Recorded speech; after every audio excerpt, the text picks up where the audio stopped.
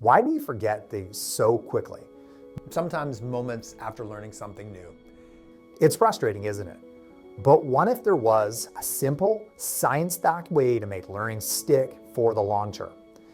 That's where the spacing effect comes in. Hi, I'm Josh Bath, and I work with real estate professionals, helping them master key concepts like legislative changes and other critical aspects of the real estate industry. Cognitive science shows us how to structure lessons to help learners understand and retain information better. This video explores the spacing effect, a principle of learning that strengthens memory through well-timed reviews. Today, I'll share what the article, The Neuroscience Behind the Spacing Effect, says about this principle, 2 real-life examples of applying the spacing effect, and why the article is a reliable resource for understanding this concept. Let's dive in. To understand the spacing effect, we need to acknowledge its roots. In the late 19th century, Hermann Ebbinghaus introduced the forgetting curve, showing how quickly we lose information without reinforcement. His research laid the foundation for the spacing effect, which improves memory by spacing learning sessions over time. Fast forward to today, modern research, like the article The Neuroscience Behind the Spacing Effect from brainfacts.org, explains why this works.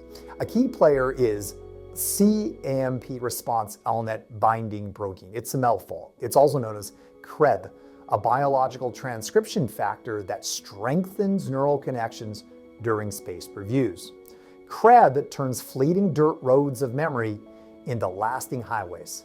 The article also references Robert Bjork's concept of desirable difficulty, which highlights how recalling information with some effort improves retention. These findings show how the spacing effect blends historical insights with neuroscience to optimize learning. Now, let's look at how the spacing effect works in practice. The first example was when I was studying for the Managing Brokers course. When I studied for the Managing Brokers course, I had to memorize complex legal and business concepts. I turned to the ANKI app, ANKI, which applies spaced repetition. It has algorithms that scheduled my flashcard reviews at desired intervals, ensuring the material stuck. And by the final exam, the concepts felt natural because I'd reviewed them systematically over time.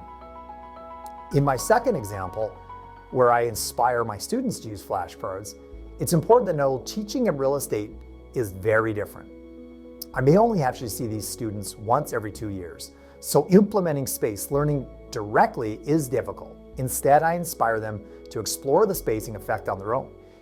In class, I use a digital poll format to mimic flashcards. For example, I'll use a topic early in the session, then we revisit it later with polls to reinforce the memory. This not only demonstrates spaced retrieval, but encourages students to use similar tools like Anki for their professional growth. Why is the article The Neuroscience Behind the Spacing Effect a reliable source? Well, first, it was published by brainfacts.org, an initiative of the Society for Neuroscience, a highly credible organization. Second, it draws on well-documented research, including studies by Robert Bjork, whose work on desirable difficulty is foundational to cognitive psychology. And lastly, it was published in 2021, ensuring the information is current. In conclusion, the spacing effect is a proven method for improving memory and learning.